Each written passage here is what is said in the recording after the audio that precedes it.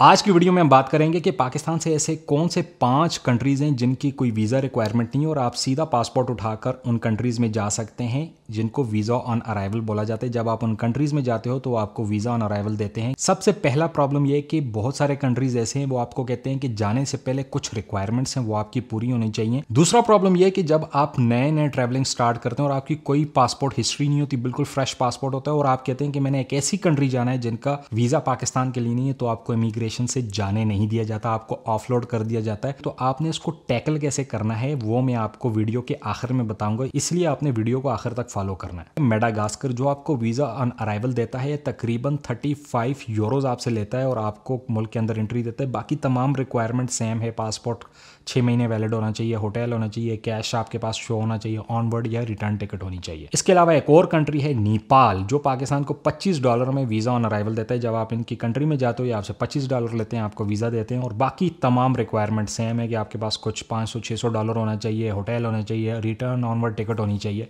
अब हम बात करते हैं दो बहुत बड़े कंट्रीज जैसे कि कतर है। कतर में आप बिल्कुल जा सकते हैं और डिस्कवर कतर से आपने उसकी 2 नाइट का स्टे बुक करना है।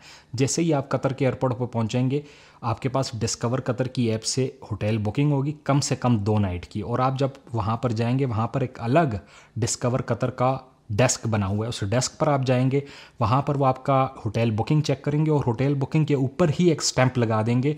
फिर आपने वो होटल बुकिंग लेकर और अपना पासपोर्ट वगैरह सारी चीज़ें लेकर इमिग्रेशन की तरफ जाना है। इमिग्रेशन वो सारी चीज़ें चेक करेगी और आपके पासपोर्ट पर एंट्री की स्टैंप लगाकर आपको मुल्क के अंदर एंट्री दे देगी। अब डिपेंड करता है आपने कितने दिन का होटल बुक किया है, तो वीज़ा उस हिसाब से ही मिलेगा। कतर में 5-6 दिन रहना है तो आपने 5-6 दिन का होटल बुक करना है, तो उस हिसाब से ही वीज़ा आपको मिलेगा। इसके अलावा आता है मालदीव्स। मालदीव्स का भी बिल्कुल वीज़ा ऑन अराइवल सिचुएशन है, कोई पैसे नहीं है, जैसे कतर के कोई पैसे नहीं है।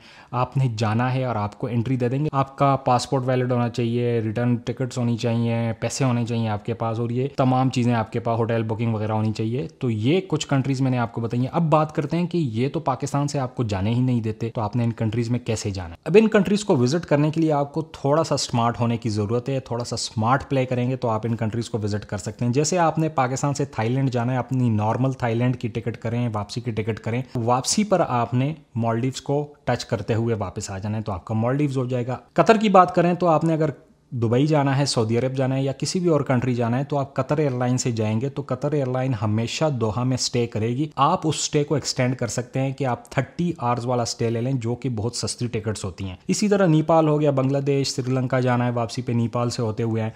तो इस तरह आपने स्मार्ट प्ले करना है कि किसी और कंट्री जाना है, वापसी पर आपने टच करते हुए इन कंट्रीज को आना है।